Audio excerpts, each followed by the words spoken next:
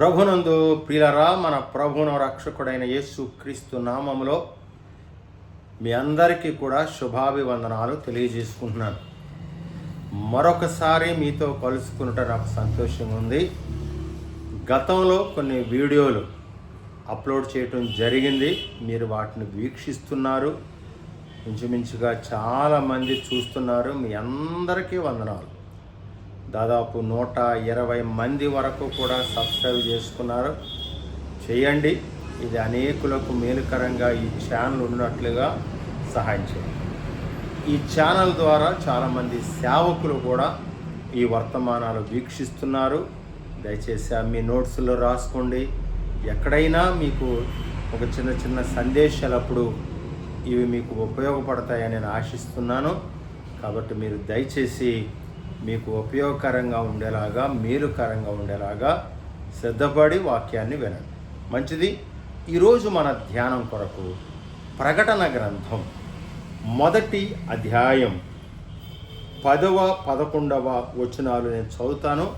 Bible ఉన్నవారు తెరిచి చూడండి. ప్రభు దినమందు ఆత్మవశుడనై ఉండగా బోరధ్వని వంటి గొప్ప స్వరము నువ్వు చూచున్నది పుస్తకములో వ్రాసి ఎఫెసు, స్ఫుర్ణ, పెర్గమ, తుయితర, సార్దీసు, ఫిలదెల్ఫియా, లౌదోకయ అను 7 సంఘములకు పంపుమని చెప్పుట నా వెనుక వింటిని. చిన్న ప్రార్థన చేద్దాం. అత్యంత కృపగలిగిన మా దేవ, సర్వాధికారి అయిన మా తండ్రి, సర్వోన్నతుడా, ఈ ఉదయకాల సమయంలో కొద్దిసేపు నీ వాక్యాన్ని ధ్యానించాలని ఆశపడుతుండగా మీరు మాతో మాట్లాడండి. ఎంతమంది అయితే ఈ వర్తమానం వింటున్నారో వారిని దీవించండి. నన్ను కూడా బలపరచండి, సిద్ధపరచమని యేసు నామములో అడుగుచున్నాము తండ్రి, ఆమేన్. ప్రభునందు ప్రియులారా, యోహాను విషయంలో మనం ఆలోచన చేసినప్పుడు, యోహాను విషయంలో మనము ధ్యానం చేసినప్పుడు, యోహానును చంపాలని రాజు చాలా ప్రయత్నం చేశాడు. మొట్టమొదటిసారిగా యోహానును బాగా కాచిన నూనెలో వేశారు. అక్కడ వేస్తే యోహాను చనిపోతాడు, ఇక యోహాను వల్ల మనకి ఎటువంటి ఇబ్బంది ఉండదు అనుకుని కాగుచున్న నూనెలో వేశారు. కానీ ఆ నూనె యోహానును ఏమీ చేయలేకపోయింది, బ్రతికాడు. ఆ తరువాత రాజు సింహాలకు కట్టి యోహానును ఈడ్చుకుంటూ వెళ్ళాడు. అప్పుడు కూడా యోహాను చనిపోలేదు, బ్రతికే ఉన్నాడు. అప్పుడు రాజుకు అర్థం కాలేదు, ఏంటి మనం ఎన్ని ప్రయత్నాలు చేసినా యోహాను చనిపోవట్లేదు, ఎందుకు ఇలా జరిగింది అని రాజుగారు ఆలోచన చేసి యోహాను తీసుకెళ్ళి పద్మాసు ద్వీపంలో విడిచిపెట్టారు. పద్మాసు ద్వీపం యొక్క వివరణ ఏంటంటే, పగటిపూట విపరీతమైన ఎండలుంటాయి, రాత్రిపూట విపరీతమైన చలులు ఉంటాయి. అంటే రాజు ఉద్దేశం ఏంటంటే, పగలు ఎండకైనా చనిపోతాడు, రాత్రి చలికైనా చనిపోతాడు, ఇంకా అక్కడ చనిపోతాడు, ఆ ద్వీపంలోనే ఉండిపోతాడు, చనిపోతాడు అని ఆ ద్వీపంలో విడిచిపెట్టారు. అలా ద్వీపంలో ఉన్నప్పుడు దేవుడు యోహానుకు ప్రత్యక్షమయ్యాడు. దేవుడు యోహానుతో మాట్లాడుతూ ఉన్నాడు. ఆ యోహానుతో మాట్లాడుతున్నప్పుడు జరిగిన 7 సందర్భాలు, యోహాను జీవితంలో జరిగిన 7 సందర్భాలు మీ ముందుకు క్లుప్తంగా తీసుకొస్తాను. ఆ రోజున దేవుడు ప్రత్యక్షమయ్యినప్పుడు యోహాను ఎలా రియాక్ట్ అయ్యాడు అనేది 7 సంగతులు మీ ముందుకు తీసుకొస్తాను. నెంబర్ 1, మొట్టమొదటి మాట వినండి. అక్కడే చదువుతున్నాను చూడండి. 9వ వచనం. మీ సహోదరుడును యేసును బట్టి కలుగు శ్రమలోను రాజ్యములోను సహవాసములోను పాలివాడునైన యోహానును నేను దేవుని వాక్యము నిమిత్తమును యేసును గూర్చిన సాక్ష్యము నిమిత్తమును పద్మాసు ద్వీపమున పరవాసినైతిని. యోహాను రాస్తూ అంటున్నాడు, నేను పద్మాసు ద్వీపములో అంటే ఒంటరిగా ఒక్కడే పద్మాసు ద్వీపంలో ఉన్నాడు. పద్మాసు ద్వీపములో ఉన్నప్పుడు జరిగిన 7 సంఘటనలు. నెంబర్ 1, మొట్టమొదటి సంఘటన చూడండి. ప్రభువు దినమందు ఆత్మవశుడని ఉండగా బోరధ్వని వంటి గొప్ప స్వరము, ఆఖరి మాట చూడండి 11వ వచనం, నా వెనుక వింటిని. సో పద్మాసు ద్వీపములో ఉండగా యోహాను గొప్ప స్వరాన్ని విన్నాడండి. దేవుని యొక్క గొప్ప స్వరాన్ని యోహాను పద్మాసు ద్వీపంలో ఉన్నాడు. నెంబర్ 1, దేవుని స్వరము విన్న యోహాను. ప్రభునందు ప్రియులారా, మనము ప్రతిరోజు కూడా అనేక విధాలుగా టీవీల ద్వారా, కరపత్రాల ద్వారా, యూట్యూబ్ల ద్వారా, ఛానల్స్ ద్వారా, రేడియోల ద్వారా అనేక రకాలుగా మనము కూడా ప్రభు యొక్క స్వరాన్ని వింటున్నాం. నా చిన్నతనంలో ఎప్పుడైనా ఎక్కడైనా ఏవైనా సభలు పెడితే మాత్రమే ఆయన మాటలు మనకు వినబడి, అది కూడా ఫీల్డ్ అంతటికి ఒక చోటే సభలు పెట్టేవారు. కానీ ఇప్పుడు ప్రతి గ్రామంలో కూడా సువార్త సభలు జరుగుతున్నాయి. అలా కాదు, గ్రామంలో కూడా 4-5 స్థలాల్లో సభలు జరుగుతున్నాయి. ఈవేళ ఆయన స్వరము విస్తారంగా వినపడుతుందండి. ఎక్కడ చూచినా, ఎక్కడికి వెళ్ళినా, ఏది చేసినా ఆయన స్వరము వినపడుతుంది.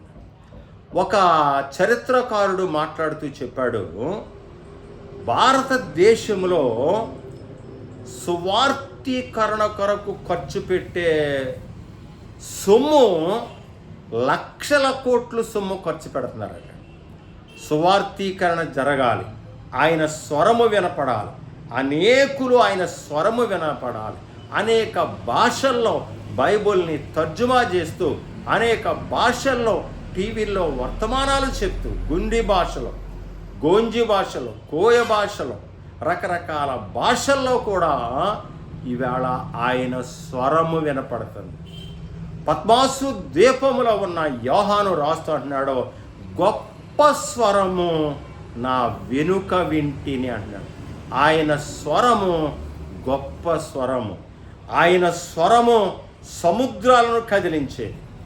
ఆయన స్వరము సముద్రాలను పాయలం చేసేది. ఆయన స్వరము చచ్చిన వారిని తిరిగి లేపేది. ఆయన స్వరము స్వస్థపరిచేది. ఆయన స్వరము ఆకాశ నక్షత్రములను నిలువరింప చేసేది. ఆయన స్వరము ఆకాశములో సూర్యుణ్ణి నిలుపుదల చేసింది. ఆయన స్వరము అగ్నిని రజ్జలింపజేసింది. ఆయన స్వరము మేలుకరంగా ఉండేది. గొప్ప స్వరము అన్నాడు యోహాను మాట్లాడుతూ. గొప్ప స్వరం. ఈ తమ్ముడు ప్రియ చెల్లి, పద్మాసు ద్వీపంలో యోహాను ఆయన స్వరం విన్నాడు. ప్రతిరోజు కూడా ఆయన స్వరాన్ని మనం వింటున్నాం. ఒకటి, ఆయన స్వరము వినపడింది. ఒకటి. రెండవ మాట చూద్దాం, చూడండి. అక్కడే 12వ వచనం, ఇది వినగా నాతో మాట్లాడుచున్న స్వరమేమిటోనని చూడ తిరిగి తిని. నెంబర్ 2, రెండవ మాట చెప్తున్నాను చూడండి. ఎప్పుడైతే స్వరము వెనుక నుంచి వినపడిందో, ఇప్పుడు యోహాను అలా ముందుకు సాగిపోయిన వాడు కాదు, కానీ ఎప్పుడైతే స్వరము వినపడిందో ఆ స్వరమేమిటోనని చూడ తిరిగి తిని. చాలాసార్లు మనకి స్వరం వినపడుతుంది, కానీ మనం పట్టించుకోకుండా వెళ్ళిపోతాం. ఆ స్వరాన్ని వినట్లేదు. దేవుడు నీతో మాట్లాడుతున్నాడని లెక్క చేయట్లేదు. దేవుడు నీతో మాట్లాడుతున్నాడని గ్రహించట్లేదు. దేవుడు నీతో మాట్లాడుతున్నాడనే సంగతి నీకు అర్థం కావట్లేదు. కానీ యోహాను వెళ్ళిపోతున్నవాడు స్వరం వినపడగానే ఆగిపోయి వెనుకకు తిరిగాడటండి. తమ్ముడు, చెల్లి, ఇప్పుడు నీకు స్వరం వినపడుతుంది. ఇప్పుడు నువ్వు చేయాల్సిన పని ఏంటి తెలుసా? ఆ స్వరము వైపుకు తిరగాలి. నేను తిరిగి తిని. ఇవాళ మనం తిరగట్లేదు. అలాగని స్వరం వినట్లేదా? వింటున్నాం. అనేక రకాలుగా, అనేక విధాలుగా, అనేక సమయాల్లో ఆయన స్వరాన్ని వింటున్నాం, కానీ ఆయన వైపు తిరగట్లేదండి. మీ తమ్ముడు, ప్రియ చెల్లి, ఈవేళ తిరగాలి.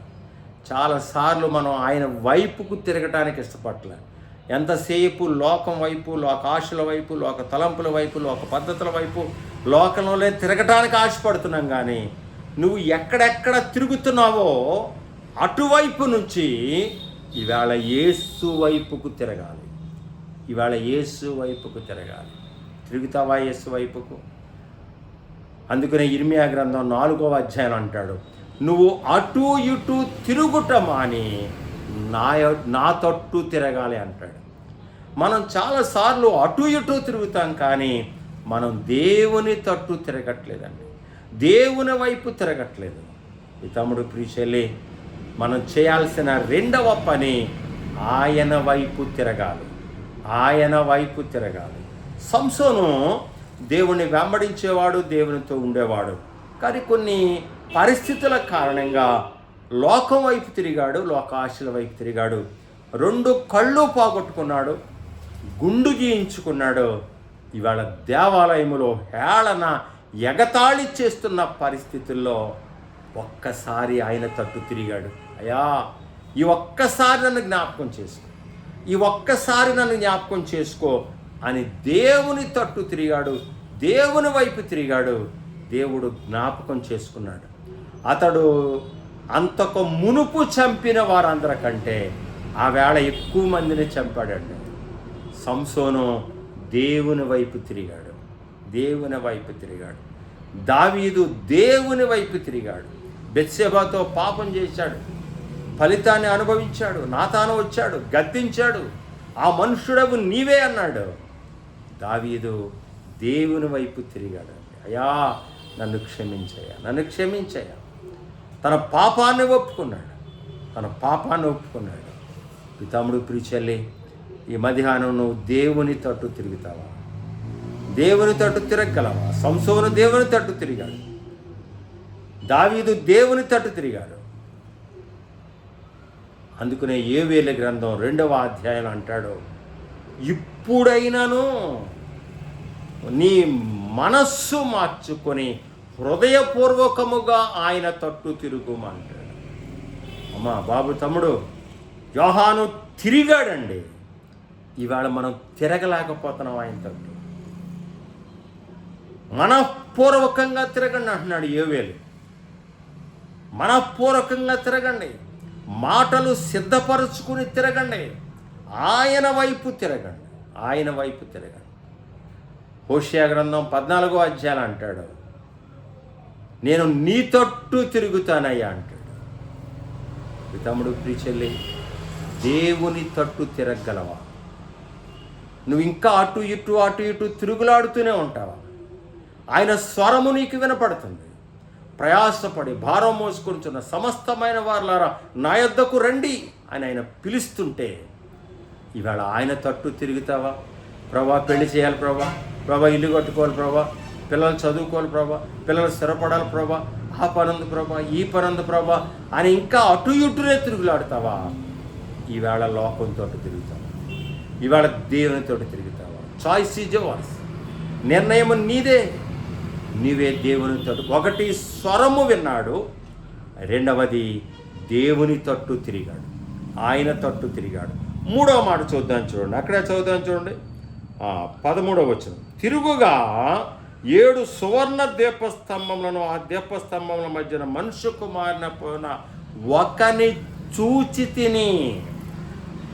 ఇప్పుడు తిరిగిన తర్వాత యోహాను నేను ఒకని చూచి తిని అంటున్నాడు. తిరగడం తర్వాత ఆయనను చూడాలండి, చూడలే మనం. తిరిగిన తర్వాత ఆయనను చూడలేదు మనం. మీ తమ్ముడు, ప్రియ చెల్లి, స్వరము వినపడింది. స్వరము వినపడగానే ఆ స్వరమేమిటో నన్ను వెనకకు తిరిగావు. తిరిగిన తర్వాత ఒకరిని చూడాలి. ఎవరిని? నీ కొరకు, నా కొరకు పాపములో శ్రమపడిన, వేదన పడిన, శ్రమలు అనుభవించిన, మన భారమంతా మోసుకున్న యేసుని చూడాలని. ఏమండి ఒక మాట వినండి, ఈవేళ విశ్వాసులు ఎట్ట తయారయ్యారంటే సేవకులను చూస్తున్నారు, సేవకులను కొలుస్తున్నారు, సేవకులను పూజిస్తున్నారు, సేవకులను హెచ్చు చేస్తున్నారు. ఈవేళ సంఘాలు యేసుక్రీస్తు సెంటర్డ్ సంఘాలు కాదు, ఈవేళ క్రీస్తు కేంద్రిత సంఘాలు కనపడట్లా, ఈవేళ సేవక కేంద్రిక సంఘాలు కనపడుతున్నాయి. ఈవేళ సేవకుల్ని పూజించటం, సేవకులు పాద పూజ చేయటం, సేవకులు మీద పట్టడం, సేవకులు హెచ్చింపడం, సేవకులు హెచ్చింపబడటం ఇది జరుగుతుంది. కానీ క్రీస్తు కేంద్రిత సంఘాలు ఉన్నాయా? ఈవేళ విశ్వాసులు క్రీస్తును చూస్తున్నారా, సేవకుని చూస్తున్నారు? మనం చూడాల్సింది క్రీస్తునండి. సిలువలో నీ కొరకు నా కొరకు బలియాగం అయిపోయిన క్రీస్తును, సిలువలో నా కొరకు నీ కొరకు శ్రమలు అనుభవిస్తున్న క్రీస్తును, సిలువలో నీ కొరకు నా కొరకు రక్తంగా అర్చిన క్రీస్తును చూచావా? నేను చూచి తిని అంటున్నాడు యోహాను. నేను చూచాను. సిలువలో మన కొరకు ప్రాణం పెట్టిన యేసు క్రీస్తును చూడాలి. ఇద్దరు దొంగలు ఉన్నారు. ఇద్దరు దొంగల్లో ఒక దొంగ క్రీస్తును చూశాడు, మరొక దొంగ లోకాన్ని చూశాడు. అయ్యా, నీ రాజ్యముతో నువ్వు వచ్చినప్పుడు నన్ను జ్ఞాపకం చేసుకోయ్యా. వాళ్ళ క్రీస్తుని చూశారు. వినండి, రాత్రంతా శ్రమ పడ్డాడు పేతురు, ఒక్క చేప కూడా పడలేదు. ఇప్పుడు యేసుక్రీస్తు వారు వలలు వేయమన్నారు. వలలు వేసిన తర్వాత విస్తారమైన చేపల బండి, చేపల్ని చూశాడు. వెంటనే ఆయన వైపు చూచి అని ఉంటుంది అక్కడ. ఈ చేపలను చూసిన తర్వాత ఆయన వైపు చూశాడు. కానీ మనం అందరం ఎక్కడ ఆగిపోతున్నామంటే ఈ చేపల దగ్గర ఆగిపోతున్నాం. చేపలనే చూసుకుంటున్నాం, వీళ్ళు చూసుకుంటున్నాం, ఉద్యోగాలు చూసుకుంటున్నాం, పొలాలు చూసుకుంటున్నాం, ఇవి చూసుకుంటున్నాం. కానీ ఇవి ఇచ్చినా యేసుని చూడలేకపోతున్నాం. తమ్ముడు, చెల్లి, ఇవన్నీ దేవుడిచ్చాడు. అదే కదా 127వ కీర్తన, తన ప్రియులు నిద్రించుచుండగా ఆయన వారికి ఇచ్చుచున్నాడు. ఇవన్నీ దేవుడిచ్చాడు. దేవుడిచ్చినప్పుడు దేవుని వైపు చూడగలుగుతున్నావా? ఆయన వైపు చూడాలి. నేను చూచి తిని, ఎవరో ఏమన్నాడు అక్కడ చూడు, 7 సువర్ణ దీపస్తంభమును, ఆ దీపస్తంభముల మధ్యన మనుష్య కుమారుని పోలిన ఒకని చూచి తిని. సిలువలో వేలాడుతున్న యేసుని చూడాలి. నీ కొరకు మరణాన్ని జయించి తిరిగి లేచిన యేసుని చూడాలి. యేసుని చూడాలి. ఆయనను చూస్తూ పరిగెత్తాలి. లోకాన్ని కాదు, లోకాశలను కాదు, సంఘాలను కాదు, సేవకుల్ని కాదు, మనం చూసేది యేసుక్రీస్తుని చూడాలి. ఒకటి స్వరము విన్నాడు, స్వరము వినగానే తిరిగాడు, తిరగగా మనుష్య కుమారుని పోలిన ఒకని చూచి తిని అంటున్నాడు. చూచిన తర్వాత ఏం చేశాడు? చదువుదాం చూడండి. చూచి తిని ఆయన తన పాదముల మట్టుకు దిగుచున్న వస్త్రము ధరించుకుని ఇవ్వని బంగారు దట్టు కొట్టుకున్న ఆయన తలయో వెంట్రుకలు తెల్లనే ఉన్నాయి, పోలే హిమంత ధవళం ఉన్నాయి. ఆయన నేత్రములు అగ్ని జ్వాలలో వలె ఉండును. 14వ వచనం, ఆయన తన కుడి చేత 7 నక్షత్రములు పట్టుకుని ఉండను. ఆయన నోటి నుండి 2 అంచులు గల వాడి అయిన ఖడ్గం ఒకటి బయలు వెళుచుండెను. ఆయన ముఖము మహా తేజస్సుతో ప్రకాశించుచున్న సూర్యుని వలె ఉండెను. ఆయన ముఖమును చూచాడంటాడు. తమ్ముడు, చెల్లి, జాగ్రత్త.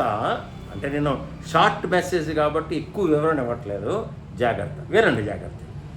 ఇశ్రాయేలీలు ఐగుప్తు నుంచి కనానుకు ప్రయాణం చేస్తున్నారు. కనానుకు ప్రయాణం చేసేటప్పుడు మధ్యలో వాళ్ళకు ఒక కష్టం వచ్చింది. ఏంటా కష్టం అంటే సర్పముల కాటు చేత చనిపోతున్నారు. పాములు వచ్చి కరిచి చనిపోతున్నారు.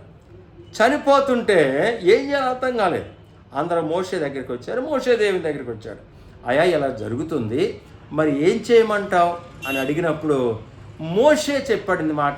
దేవుడు మోషేతో చెప్పింది ఏంటంటే, ఒక ఇత్తడి సర్పమును నిలబెట్టు, అప్పుడు ఎవరైనా పాము కాటుకు గురైతే ఆ ఇత్తడి సర్పము యొక్క ముఖము వైపు చూడాలి అని మోషేతో చెప్పాడు.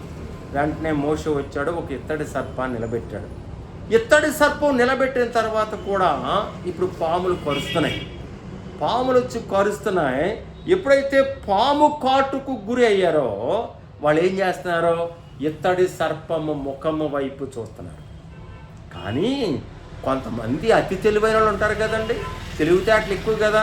తోకను చూసేవాడు కొంతమంది, ఆ నిలబెట్టిన కర్రను చూసేవాడు కొంతమంది, ఆ నిలబెట్టిన వ్యక్తులను చూసేవాడు కొంతమంది, మోషని చూసేవాడు కొంతమంది.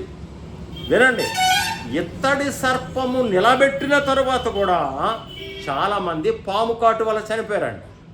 ఎందుకు? ముఖము వైపు చూడక, ముఖము వైపు చూడక.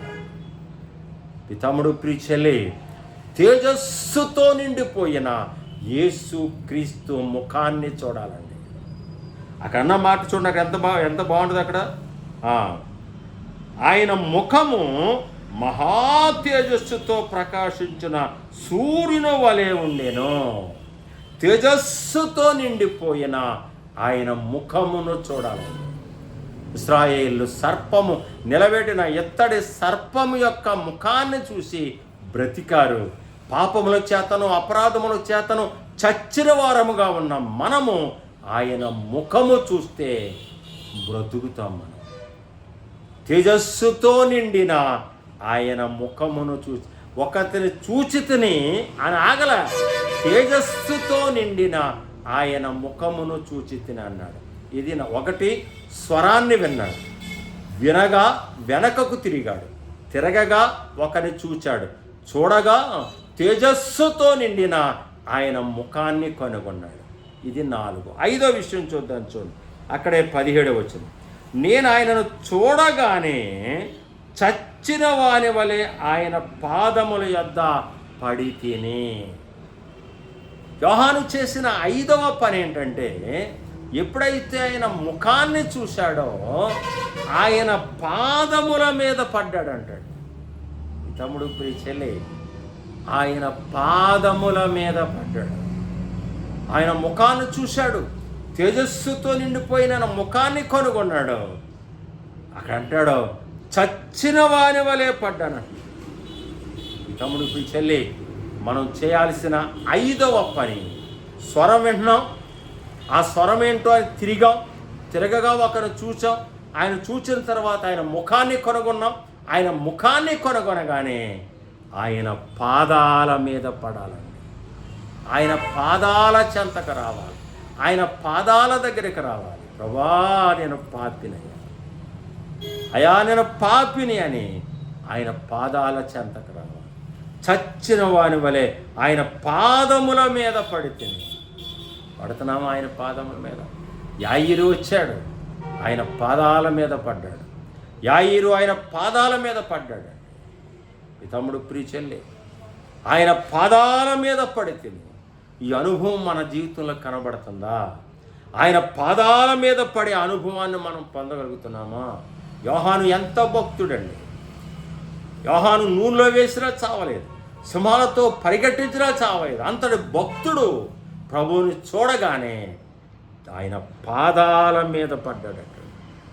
5వదిగా ఆయన పాదముల మీద పడాలి. ఆయన పాదాలను ఆశ్రయించాలి, ఆయన పాదాల చెంతకు రావాలి. ప్రభా, నీ స్వరము విన్నానయ్యా, నేను తిరిగానయ్యా, నేను చూచానయ్యా, నీ ముఖదర్శనం అయ్యిందయ్యా, నీ పాదాల మీదకు వస్తున్నాను. తమ్ముడు ప్రిచెల్లి, ఆయన పాదాల చెంతకు వస్తున్నావా?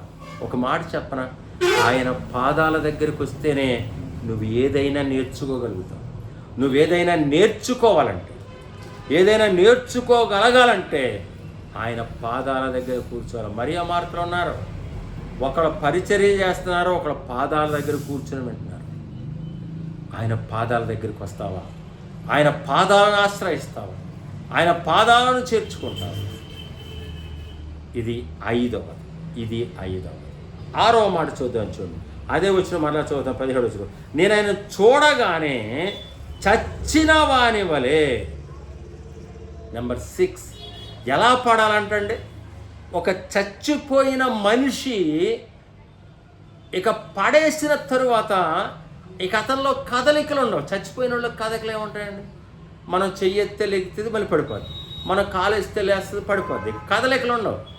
ఒక చచ్చిన మనిషి ఎలా ఉన్నాడో, చచ్చిన వాని వలె పడి తిని అంటున్నాడు. అంటే ఏంటి? ప్రభా, ఇక నేను కాదు, నేను చచ్చిపోయాను, ఇక నువ్వే నా జీవితంలో, ఇక నీవే నా జీవితంలో, నా జీవితం నీకు ఇస్తున్నా, నా బ్రతుకు నీకు ఇస్తున్నా, నా రాధిస్తున్నా, సమస్తాన్ని నీకు అప్పగించుకుంటున్నాను. చచ్చిన వాని వలె పడ్డాడట. ఆయన పాదముల మీద పడి తిని అంటే సరిపోద్ది కాదు, అక్కడ రాశాడు యోహాను, నేను చచ్చిన వాని వలె పడ్డాను. అలా రావాలి ప్రభు చెంత. నీ పాత జీవితం, పాత బ్రతుకు, పాత ఆలోచనలు, పాత నడక, పాత తలంపులు, పాత నిర్ణయాలు అన్నీ చచ్చిపోవాలండి. ఇదిగో సమస్తమును క్రొత్తవాయను, సమస్తమును క్రొత్తవాయను. చచ్చిపోగలుగుతున్నావా? చచ్చిన వాని వల్ల ఆయన పాదాల దగ్గరికి రాగలుగుతున్నావా? నేను చచ్చిపోతేనే అంటున్నాడు. ఆరవదిగా చచ్చిన స్థితిలో ఆయన దగ్గరికి రావాలి. నేను చచ్చిపోయి వచ్చాను అంటున్నాడు. ఇది 6వ విషయం. 7వ మాట చూద్దాం, చూడండి, అక్కడే 17వ వచనం.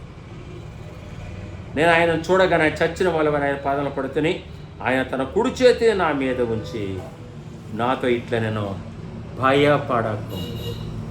నెంబర్ 7, 7వది, అక్కడ ప్రభువు యోహానుతో మాట్లాడదు. యోహాను భయపడదు. బా, ఏం భరోసా ఇచ్చాడు.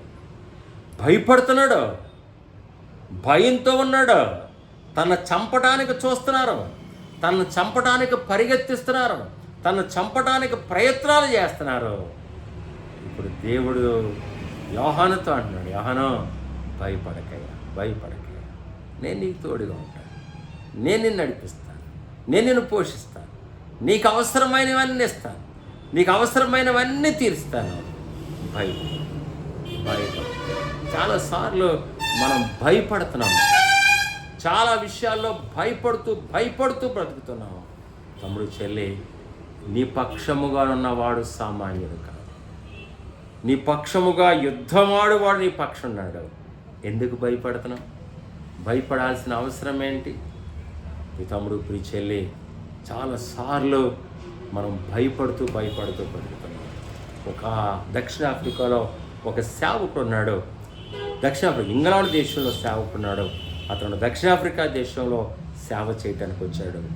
అతడు సేవ చేయడానికి వచ్చిన ప్రారంభ దినాల్లో భార్యను చంపేశారు, 2 పిల్లల్ని చంపేశారు. ఇక తను అక్కడే మిగిలాడు.